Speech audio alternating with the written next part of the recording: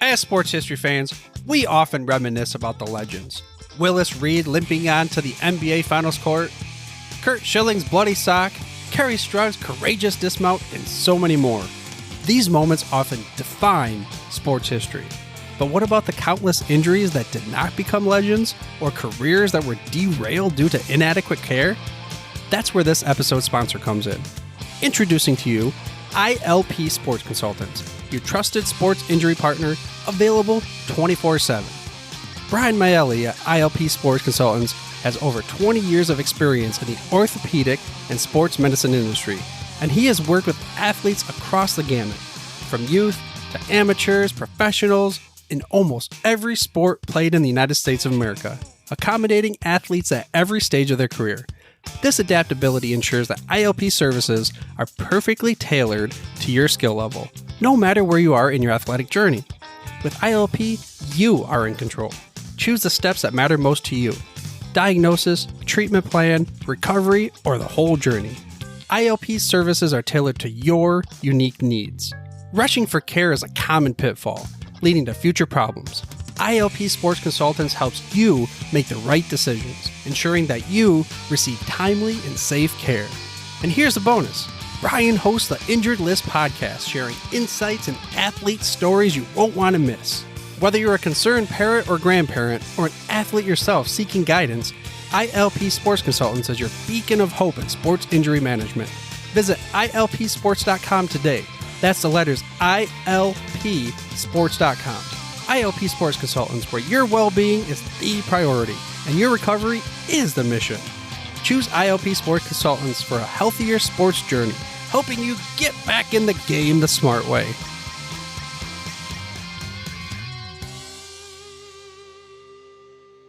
Blog Talk Radio.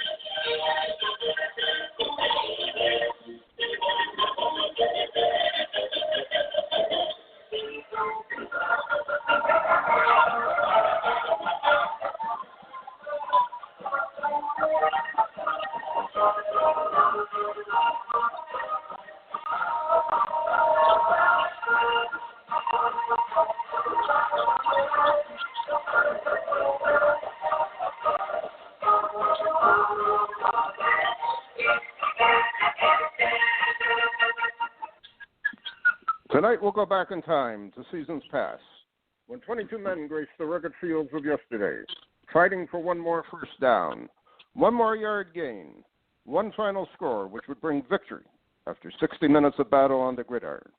Tonight we'll explore the world of Gridiron Greats. Welcome to Gridiron Greats, football history and its memorabilia, on the Gridiron Greats Publishing and Broadcasting Network, in conjunction with Swick Enterprises. And we're live from the Wallingford, Connecticut home of Gridiron Greats magazine. I'm Bob Swick, publisher and editor of Gridiron Greats magazine, and I'll be your host for the show. Gridiron Greats is the only publication in America which focuses upon the history and memorabilia of the North American football game since its inception in 1869.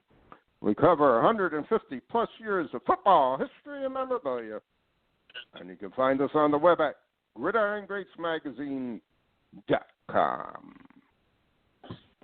It is at this time I would like to introduce my co-host. She's a senior contributing writer to Gridiron Greats Magazine, a football memorabilia historian, specializing in pre-World War II items, in particular Red Grange, and also Seattle Seahawk items, in particular Steve Larger. He hails from Portland, Oregon, Mr. Joe Squires. Joe, welcome to the show this evening. Always good to be here, Captain. Always good to be here. I can smell playoffs in the air, football playoffs. And I have to express my condolences to you to start off the show. Fill us in on the debacle in Seattle. You know, you and I have talked about it a lot. Nobody knows the Achilles heels, the weaknesses of your own team like you do. You know, like the fan does. I mean, you know, the Seahawks may seem spot on at 12-4 early on in the season. Russell Wilson and MVP talk, but just like anything, when you watch and you dig deep, you begin to realize where all of the problems lie. And for Seattle, they were solidly in the defense. I mean, we had 4 games we lost. We finished 12-4, won the NFC West division. Mm-hmm. Second place was the LA Rams at 10-6. We beat them by 2 games. We split the series with the Rams this year, but our losses were, you could just see people running it down the Seahawks' throat. The defense was porous. At one time, we were ranked like number 26 defense, in the NFL. It's just like, from the outside, you're Green Bay Packers, 13-3. If you just glimpse at this, you're like number 1 seed in the NFC, first week bye, solid team. Mm-hmm. But I'm sure there are things about the Packers that, unless you're a solid fan, the other, people don't know. Same with the Seahawks. Number 3 in the NFC, home field advantage, which, when the 12th man is there, makes a big deal. Face our NFC West rival, Los Angeles Rams, ranked number 6, and get bounced at home first week out. Have a little bit of rebuilding to do next year. I was a little shocked. And remind me again, who's your defensive coordinator there in Seattle? I couldn't think of it. I was trying to think about it before the show. And it'll come to me. But anyways, I agree 200% that the defense didn't even look prepared for the game, and it really didn't make that much sense to me because you knew the Rams were hungry, and they they came out like bulldogs out there, seeing what they did. So kind of interesting. They marched it up and down the field at will almost. Yep. And the only thing that concerns me this Sunday is the Packers traditionally are flat after a 1-week bye. I don't know how this year is going to be different, though, because they seem to be a different team than they were in past years. And I don't know. They're playing the Rams. And I don't know how the Rams are going to adjust if it's bad weather out there. You know what I mean? Yeah. So I agree. That could be a real big factor in it.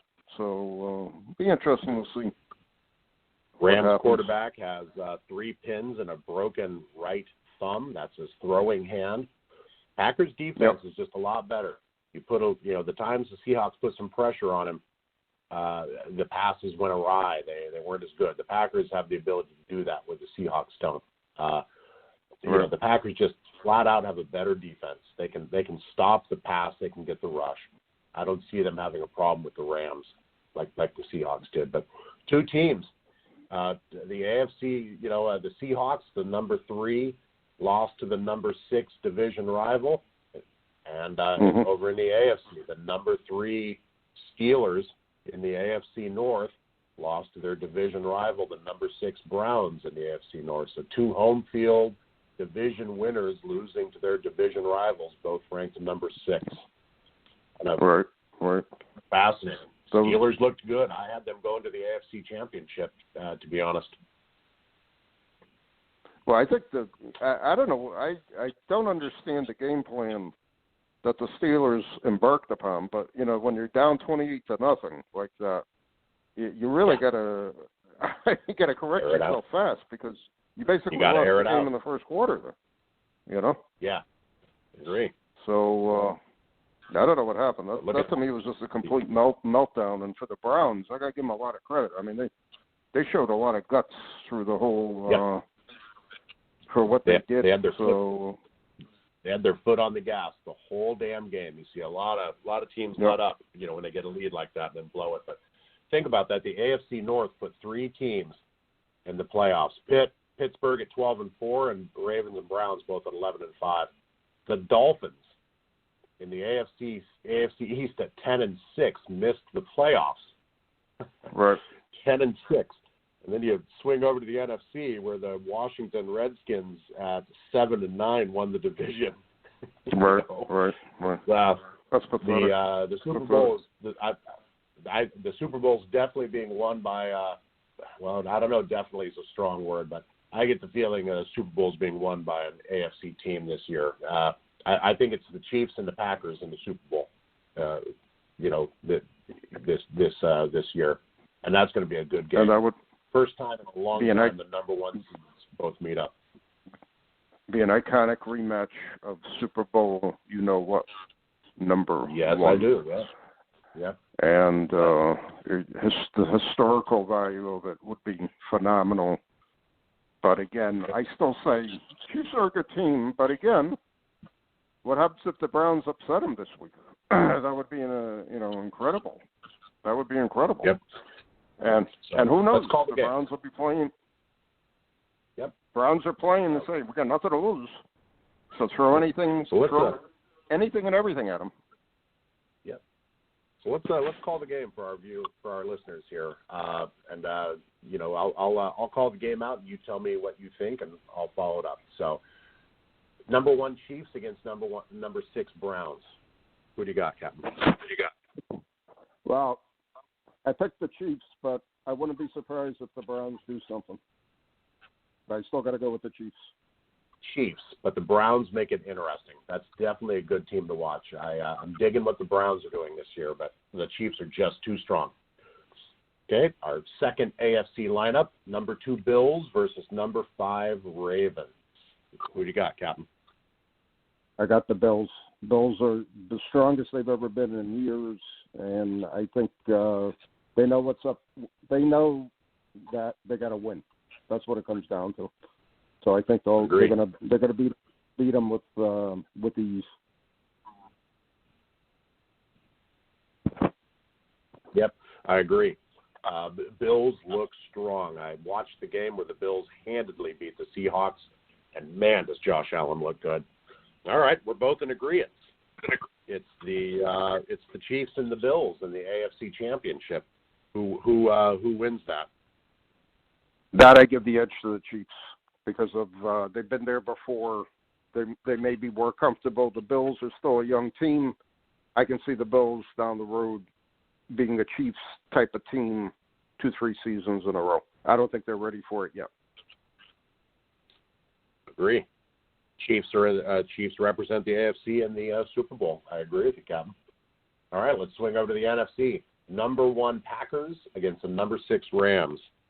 Do I even need to ask you this? You don't need to ask me because you know my feelings. At the frozen tundra. All the way. Frozen tundra. Green Bay all the way. All the way. I know you have that tattooed across your barreled chest, Captain. Green Bay all the way. All right. Second lineup, second divisional. Saints, number 2 against the Buccaneers, number 5. This is a good game. What do you got? I'm going with the Saints. I really think the Saints will do it. I think Brady's done a lot with what he's had to work with. Don't think he can pull another rabbit out of his hat for the playoffs. And I'm going Bucs. I think Brady's got it. I think he's got a little bit more left in the tank. I think he's got a very solid supporting cast. The Buccaneers looked amazing against the Washington football team, the Redskins at home. In Washington. I think Brady's got something to prove. I think he does pull a rabbit out of his hat and he beats the Saints. So to you, it's Packers and Saints in the NFC Championship. Again, as you rip open your button shirt exposing the Green Bay all the way tattoo, I'm going to assume all the way. Green Bay.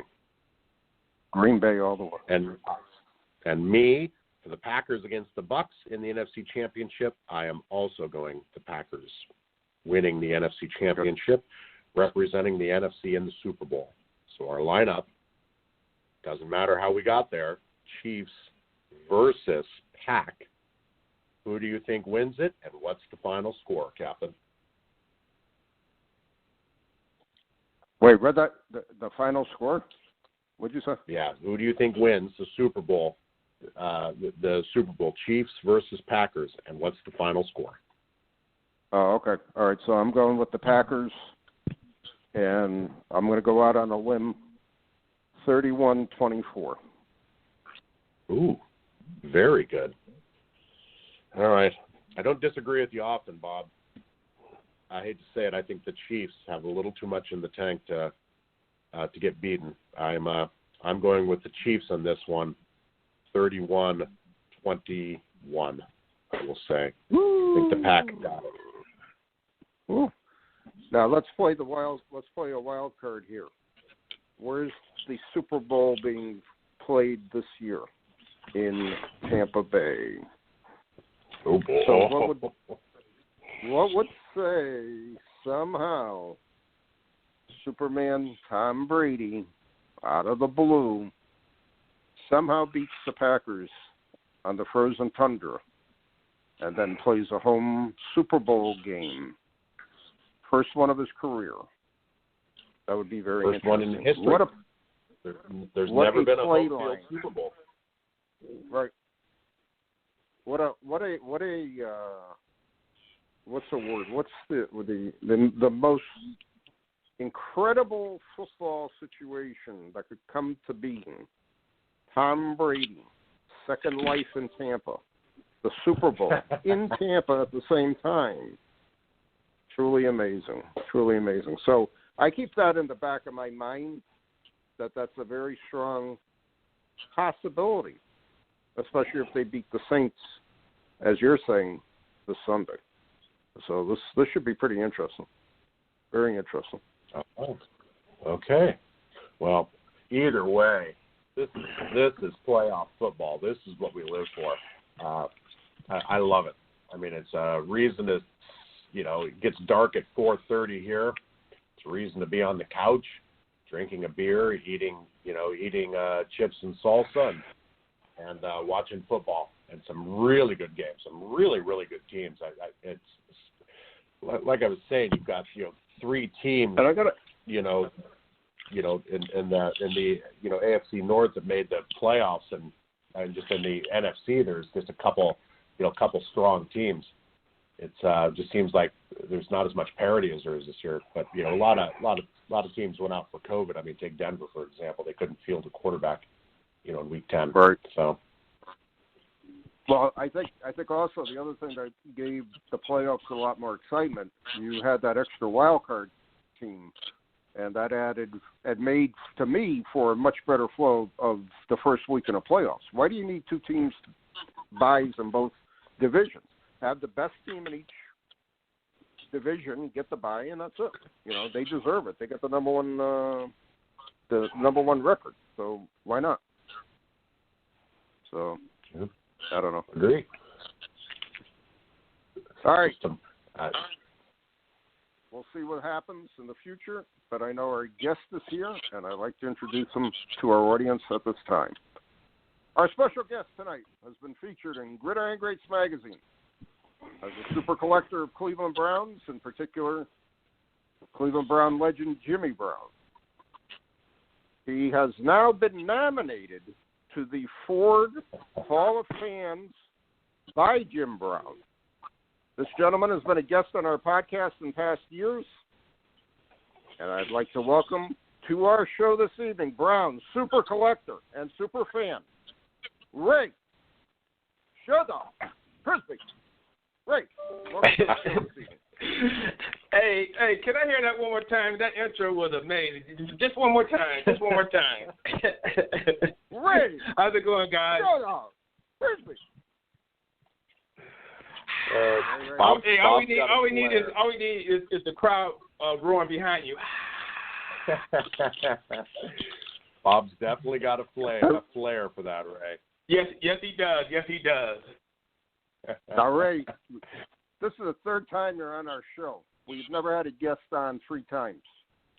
So wow, you're being honored. I feel blessed. I feel blessed and honored. And I got to say this: if the National ever is close to where you are, where you're living, I really got to go over and see your museum there, because it just expands every time you mention something. There's something new in it. It's just incredible, truly incredible. So you know what it is? I got too much time on my hands, fellas. That's the problem. I got too much time on my head. I'm like, oh, an empty bedroom. What can I do with this? Wow. And that's how the Jim Brown room was born. It was like, I got an empty bedroom here. What can I do with this? And man, wow. Hey, I got to lead off with the same question I've led off for the third time now. For those in our audience who don't know you, tell us how you got started collecting Cleveland Browns cards and memorabilia. Well, you start out as a kid with the cards, and I probably collected cards probably from the age of like maybe 7 to about maybe 12, and then I kind of stopped, and I didn't really pick it back up again until I got out the Air Force in '89, and that's kind of when I got, I started with the cards, but then I moved into collecting helmets and then jerseys, and then from jerseys the pennants, and then from pennants the bobbleheads, and it's an ongoing saga. It never. The life of a collector, it never stops. That's true. And very true. Agree. Unbelievable. Man, you've got one of the most impressive collections, though. I mean, like you said, your entire, an entire area dedicated. And the other day, just when I thought your collection was that good, what was it? You posted up some signatures, Bill Belichick on some benches back, and I'm just like, what? Back when he was a coach after Alabama won the BCS, you're like, yeah, check this out. And I'm like, this guy's, Show Dog's collection, the breadth of it is incredible. But you know what? I bought that probably 3 years ago, and the only reason I really liked it, it had probably 50 autographs on it, but it had Belichick on it. So I was like, oh, a Belichick piece. Okay, great. And it was under $100. So, hey, that's a great bargain. And yeah, no kidding. I got a call, and somebody asked me if I had anything from the last time that the Browns won, and that's from that era. So they were over here looking at it, and I started looking, and I said, "Wait a minute, that's Nick Saban's autograph." And I kept looking at it, and I was like, "Wow!" And then I started looking for more, and then there's so many names on it, front office people, coaches. But yeah, to have Belichick and Nick Saban on the same piece is, I've never had one, and it's the only one that I have. So I won't be getting rid of that anytime soon. Well, that's Show Dog. You listen to the intro where the captain introduces me, and every week he's like, Red Grange, Joe Squires specializing in Red Grange and Steve Largent. I'm a fan. I've been a Steve Largent fan since I was a kid. I've met him, 4 or 5 times that he knows of. I've obviously snuck in his house a few times, but you are a fan, and you are a true fan. There are Hall of Famers, people that, that exemplify the game. Jim Brown, Jim Thorpe is one of them. Steve Largent is a solid Hall of Famer, but he's not Jim Brown. So to have Jim Brown come to your house to look at your collection and to nominate you for this honor, holy crap. Ray, I've had goosebumps since you posted this up. This is incredible. Just incredible. I'm so proud's not the right word, but I'm honored to share this experience with you. Tell our listeners about that. How you found out about it. I mean, just to see Jim Brown knock on your damn door. Oh my gosh, I have goosebumps thinking about it. Me and you both. But no.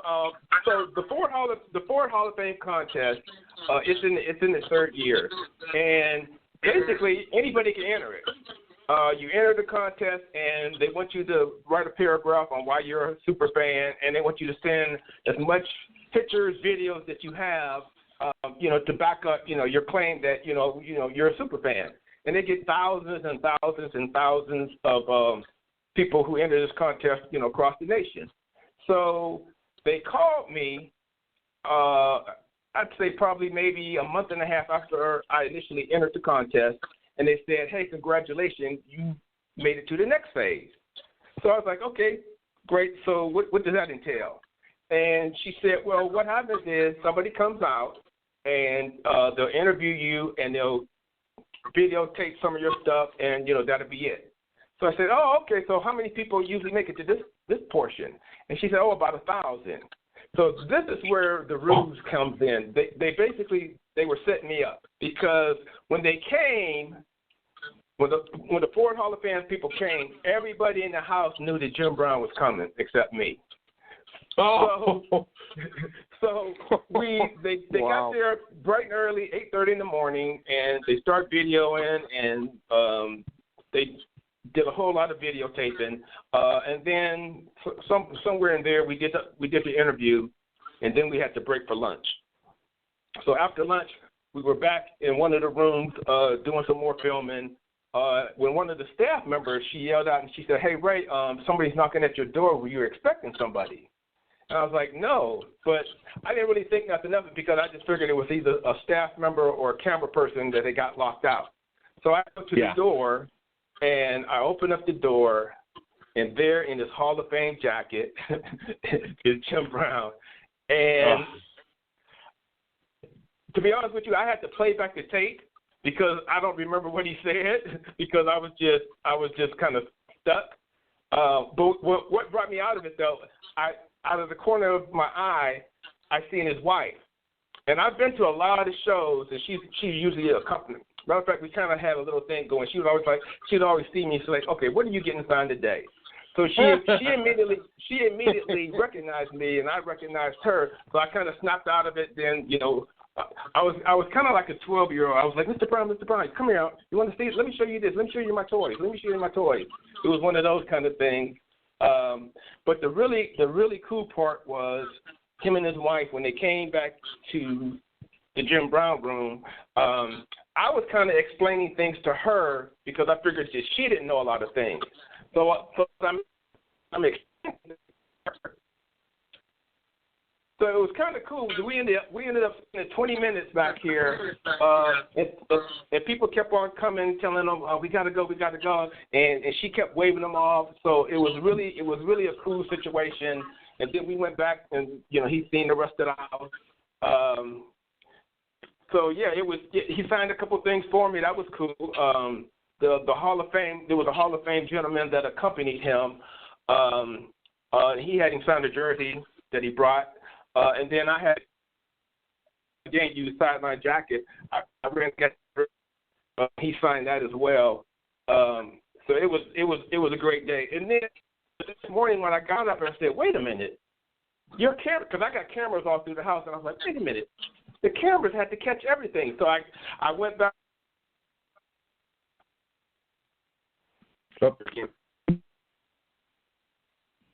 Ray, you kind of broke up there. Bob, is that just on my end, or is it on your end too? You kind of broke up there. No, I think Ray, you broke up. You there, Ray? Yeah, I'm here. Can you hear me? Yeah. Okay. Now we can hear you. You broke up a little bit there, but you checked the cameras, and what did you see? No, I just went back. I got house cameras, and I was able to relive the whole moment all over again. Wow. Oh, cool. Wow. What? Hey, Ray, I gotta say that I've watched that little video of Brown Jimmy Brown coming into your house at least 20 times now. And me too. It's just no, I'm not serious. And what's so cool for me we've met at the National a few times. We've talked on the phone, email, yada, yada, yada. You're a longtime subscriber to the magazine. I just felt so good that somebody who has the passion that you have for the Cleveland Browns and for Jim Brown finally gets recognized for the whole country to see that this is what this is what fans do. And especially in football, it's been too long that the super collector, the super fan, really hasn't gotten the recognition they really should get. And I know Jim Brown and his wife are very grateful for your being a big fan of his. I know they appreciate that. But for me to see other collectors and other fans see that, it's just so cool for me. It's just great. Well, I'll let you go back. What you're saying. Go ahead. Oh, no, Ray, I want to hear you talk about this. This is awesome. Yeah. Keep I was just going to add on to it. It's the sport collectors community. They really turned out and support as well. With the voting process, because that Sports Collectors Daily. They did an article and a great article, and I wasn't even aware of it. And then just across the board, all the collectors, everywhere, from the autograph, because the collectors is broken up into a lot of different categories and subcategories, and everybody is turning out in support. So I agree, and I know exactly what you mean when you say for the collectors to finally get some recognition. This has been a humbling experience. It really is, because I just started out by just entering the contest, really not giving it another thought other than, maybe I might get something or maybe I won't. But never in 1,000 million years did I think it would turn into this. Right. Was there something that, when Jim Brown is meandering through your collection and you're showing him stuff, was there anything that you showed him where he's like, wow, I've never seen that before? Were there some items that he was really impressed with? Like, I don't remember that. Well, the main thing was, and it's always a cool trivia question, his rookie year, he wore 3 different numbers. And I have the 3 jerseys that depict that. And so that was the main thing that I was explaining to his wife. And he was like, it was kind of funny because he was shaking. He was like, I don't remember that. And I was like, well, yeah, in the Pro Bowl that year, somebody had 32, so you had to wear number 6. And then the very first game, first preseason game, you wore 45. And so I'm just going through that whole thing, and his wife was like, "Oh, okay," and he was like, "Yeah, I don't remember that either." But no, the main thing that really caught him off guard, he did a movie. It was called Jim Brown All-American, and Spike Lee was the director of that movie, and it was in limited theaters. So they had a theater-sized poster for it. So when we left the room, my whole hallway is lined with Cleveland Brown posters. But at the very end of the hall, I have that huge poster, and Spike Lee signed it, and he signed it. So we're coming down the hall, and he said, "Oh, big fella, oh man." I was like, "What's wrong?" He's like, "I haven't seen that picture in 20 years." And earlier in the day, the camera guys, they were asking me, because in the picture he's holding a baby. It's like almost like a newborn baby in his arms. And the camera guys were asking me, was that his child or was that, a model or something? And I said, I really don't know. So when he seen the picture, I asked him, I said, well, is that your baby? He said, yeah, that's my son. And I was like, oh, and I have like 3 extra ones, and I should have just grabbed. I wasn't thinking, but I'm sure. Hopefully, I'll see him again. But I should have got one of those posters and gave it to him. Wow. Yeah, the video shows, on the Bleacher Report, the frozen frame where you have play is, you and Jim, standing in your basement holding a 32 Jim Brown jersey, and just him in his golden jacket, and just incredible. Man. Right. Yeah. It's amazing. That would have been the time to hit him up for that jacket. Like, hey, Jim, you mind, you want to, I'll trade you this poster for that jacket. Well, see, here's the thing. I have somebody on eBay was making Hall of Fame jackets, and I had him sign the one that I have. But when he came in with his on, I looked at mine and I was like, that's not quite the same color. So yeah, that's one of my when we get to that part about things that you're trying to get, that's on my to-do list to get is one of those a real Hall of Fame jacket. Now, before we go any further, I want our listening audience to remember this website, FordHallOfFans.com. That's FordHallOfFans.com. You'll see Ray's little feature on it with 5 other fans, and you're going to vote for Ray. That's what we want. Hopefully you're going to do, and we'll talk about it a little more toward the end of the show. But again, what an experience that was. That's incredible. Truly incredible. Truly incredible. Did you sleep that night? No. To be honest, it's like it plays over and over and over in my head, and it's like,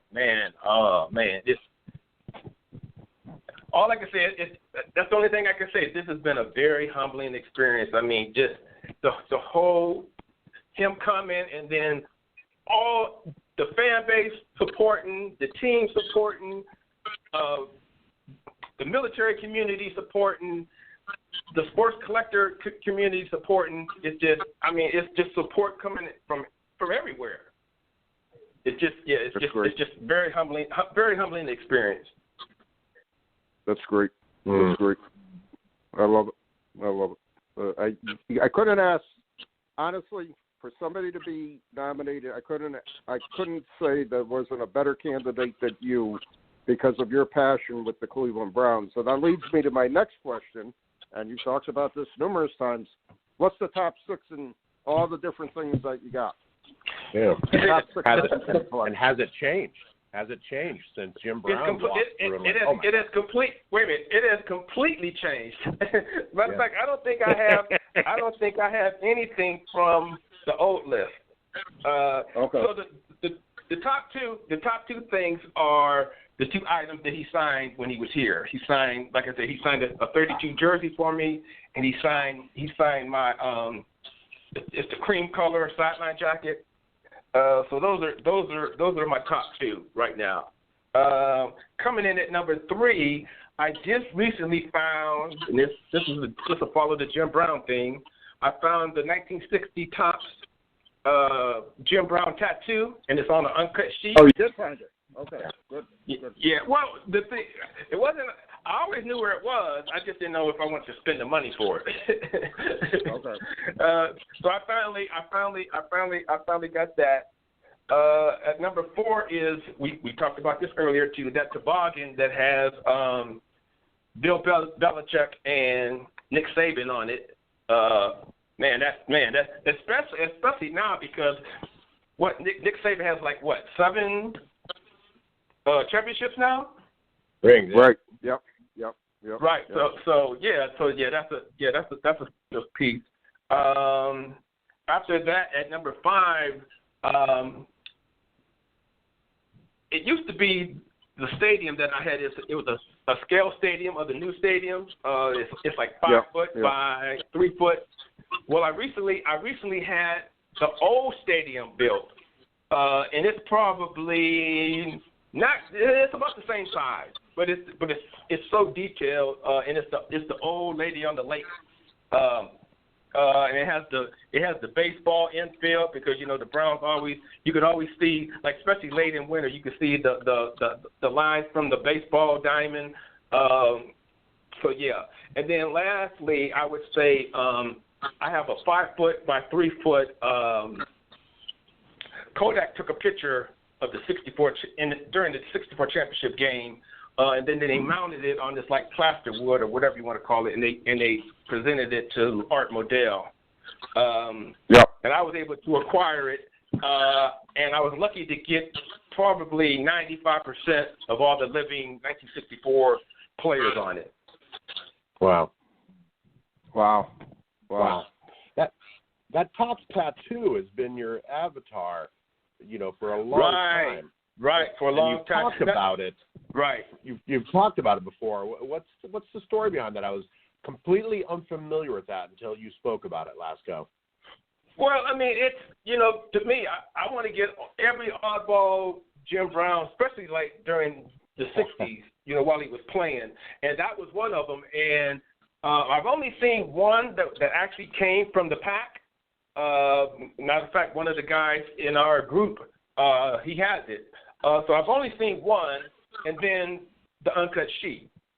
So I went ahead and pulled the trigger on the uncut sheet, so I can kind of mark that off of my whale list. Wow, outstanding! Wow. So you said your number one list now was a jersey that Jimmy Brown signed for you in your basement. Is that an authentic, a replica jersey? How come it wasn't? No, it's a replica. Go ahead, and just to correct you, my stuff. No, this is all in the house. There is no basement. Matter of fact, we don't even have we have a basement, but it's not a useful basement. So yeah, no, this is. See, I live in a ranch style house. Oh, I beg your pardon. Right. Oh, no, it's fine. I live in the Northwest. I live in the Northwest. We all have basements up here, so I just assumed. Right. My bad. Right. So, yeah, no, it's just one big stretched out. It's like my dad, he's like, well, let me add a room here. Okay, let me add another room. So there's So big size ranch, and everything is spread out. So, but yeah, back to that tattoo. Yeah, that tattoo, because the thing is, kids use them. They would lick their wrist and then put the tattoo on it, and then boom, that was it. So that's probably why there's not a lot of them, any of them around. Yeah. Yeah, I was gonna say that's probably one of the rarest Topps inserts around. And honestly, in all the years I've collected, I think I've seen one at a national, and that's about it. And it's pricey, to say the least. So, I mean, to get the Jim Brown one is just incredible, in my opinion. So. Right. So yeah, that was probably one of the last big oddball items from when he was playing that I didn't have. Was that tattoo? Well, I take that back.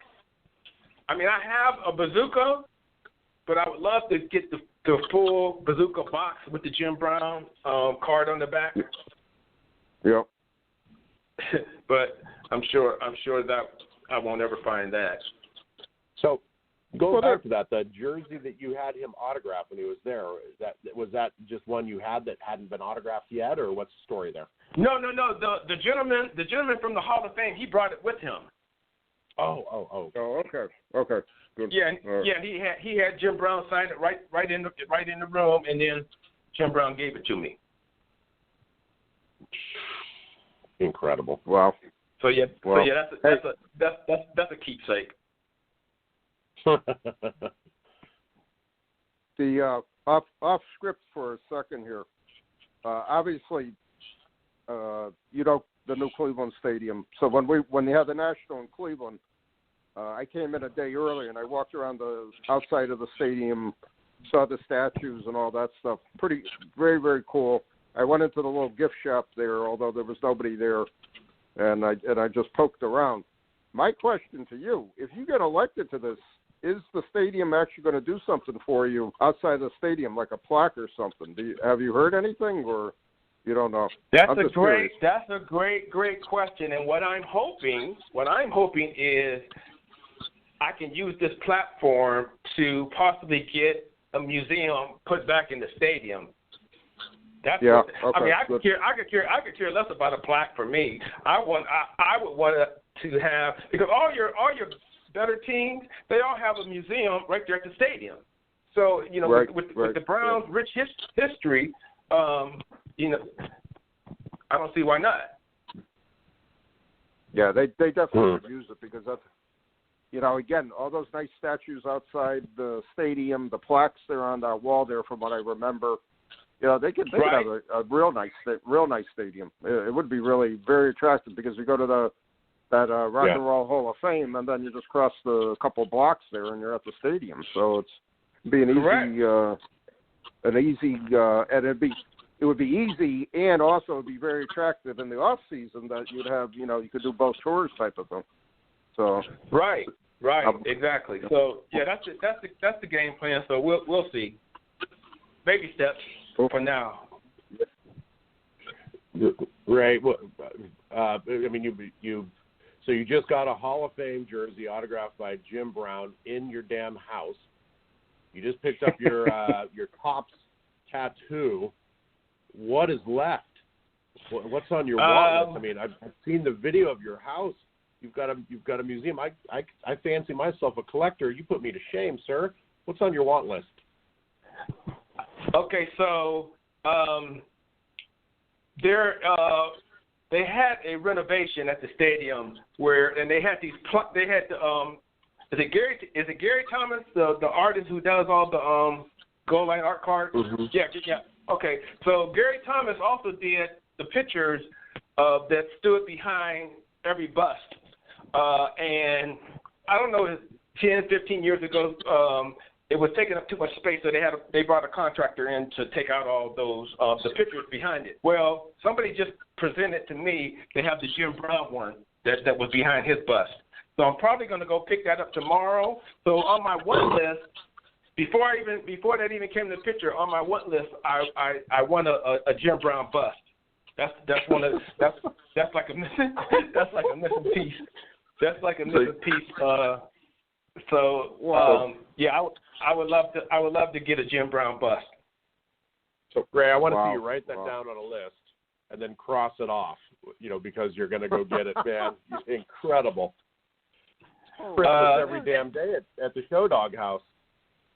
And so then if I'm fortunate enough to get the bust, then I want to get, and it doesn't even have to be new. They can give me an old faded Hall of Fame jacket, just a Hall of Fame jacket that I can get Jim Brown to sign. Incredible. Just incredible. So those are my two. And like I said, the 59 Bazooka box with the Jim Brown card on the back.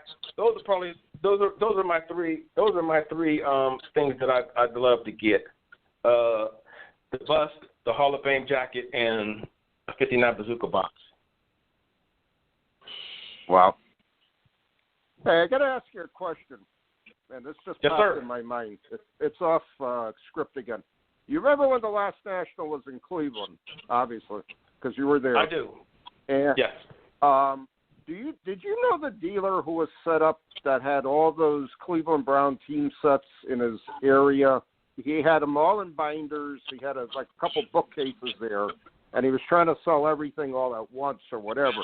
And I talked to him briefly. I mean, the stuff was so cool to go through. I mean, literally had every card. But I'm just curious, did you know that guy by any chance? Or and you say he had Cleveland Brown team sets?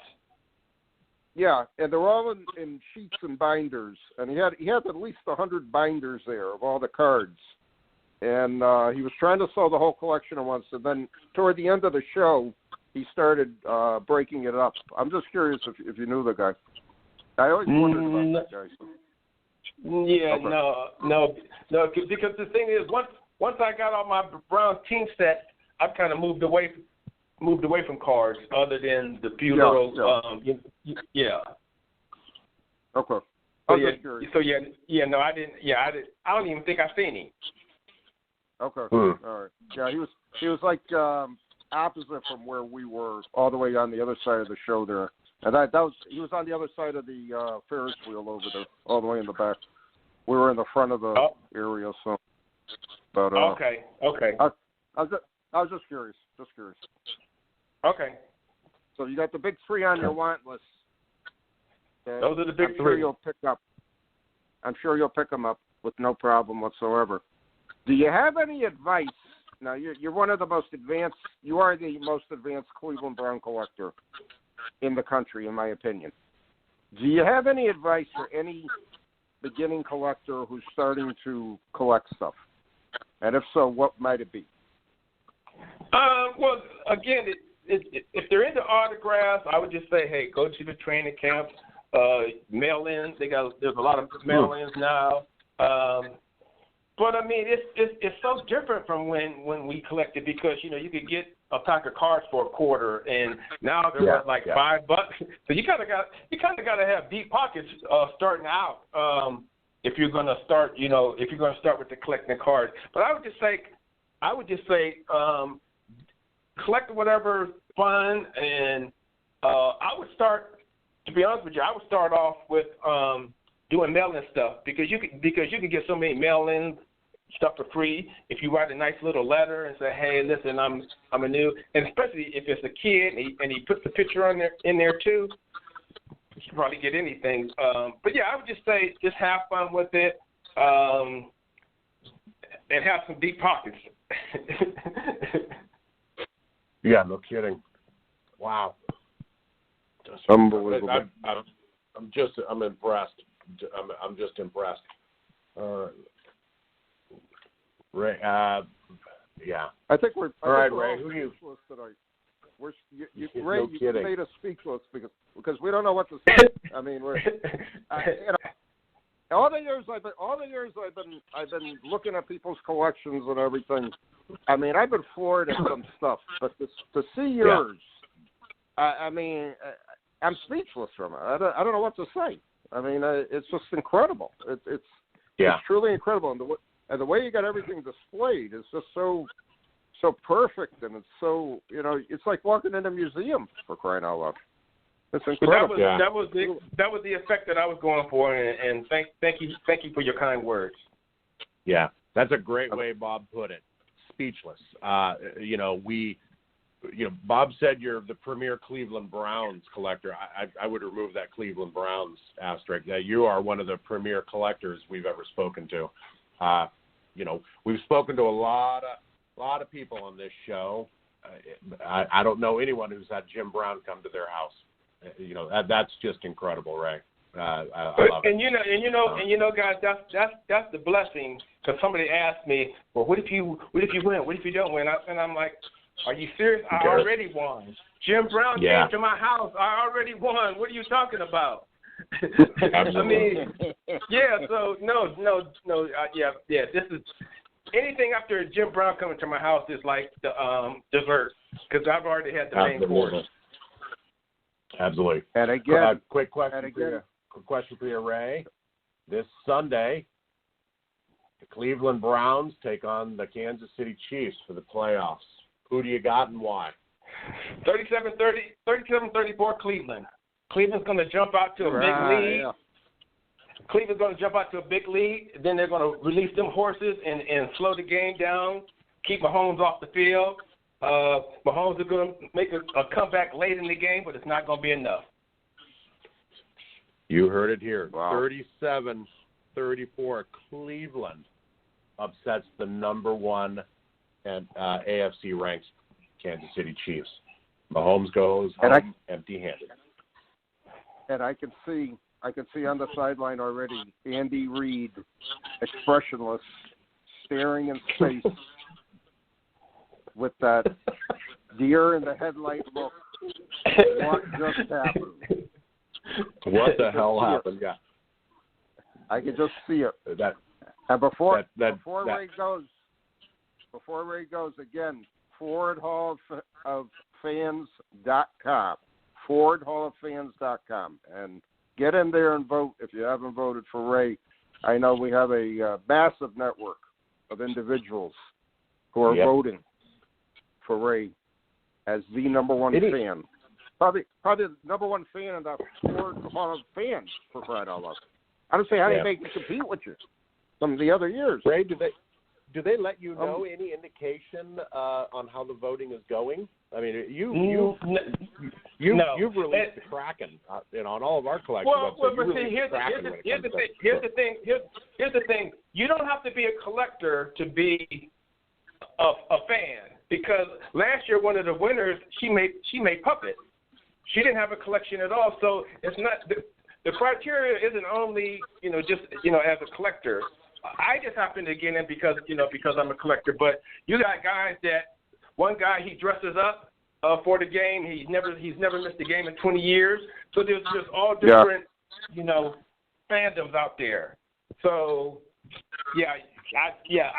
and the thing is, you never know how the vote is going. So I always feel like I'm behind. So I need you to get out there, www.FordHallOfFans.com.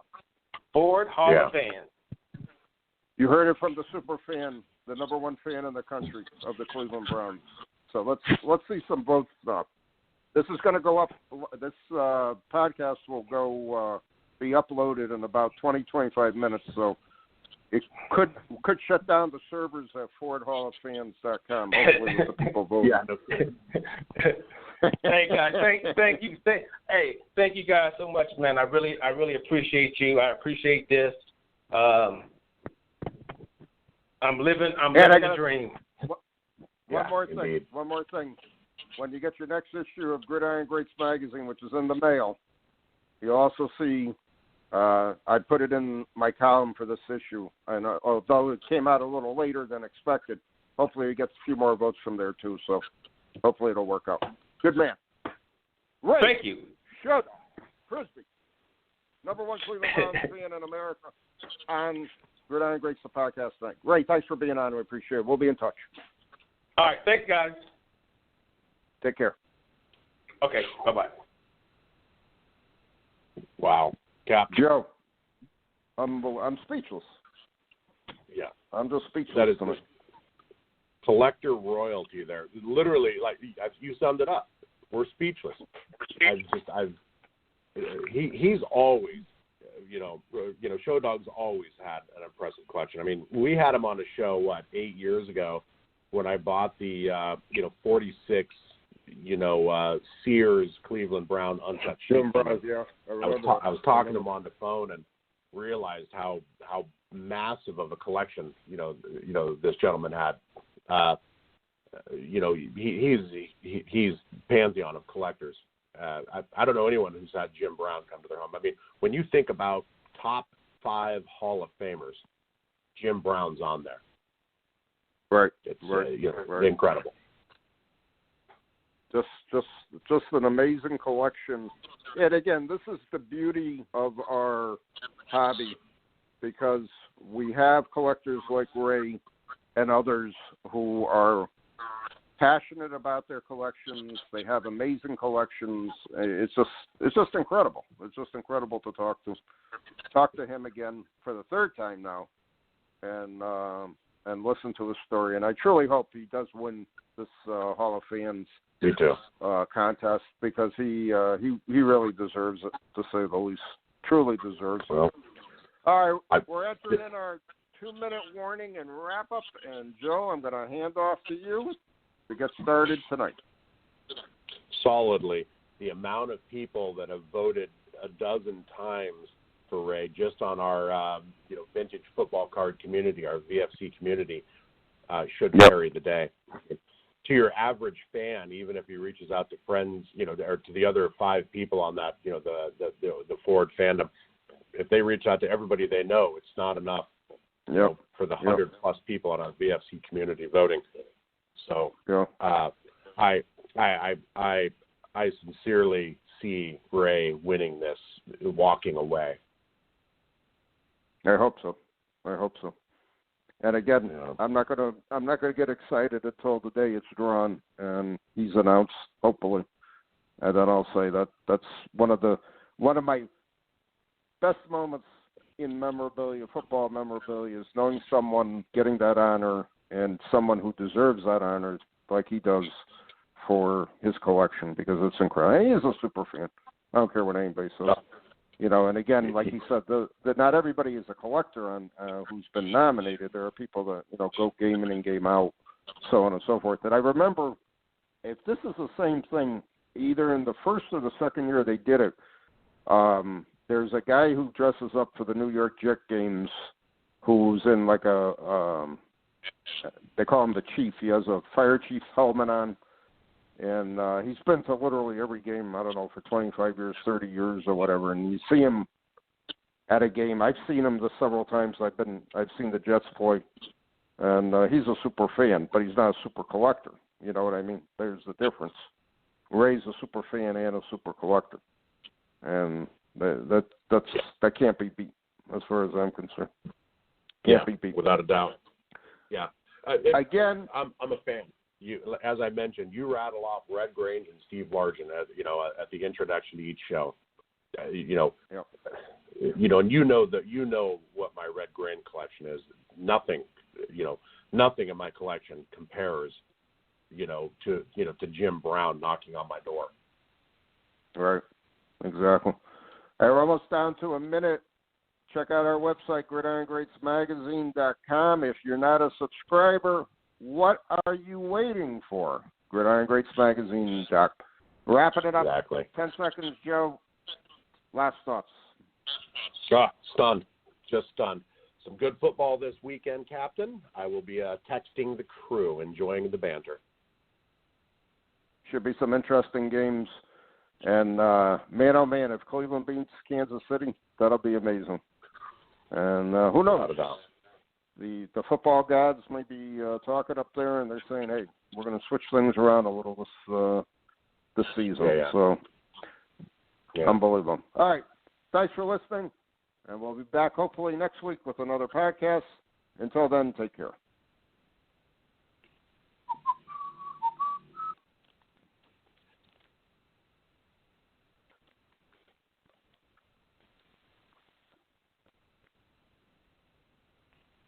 Hey there, sports history fan. This is Arnie Chapman, a.k.a. the Football History Dude, and I wanted to thank you for stopping by to listen to another episode here on the Sports History Network.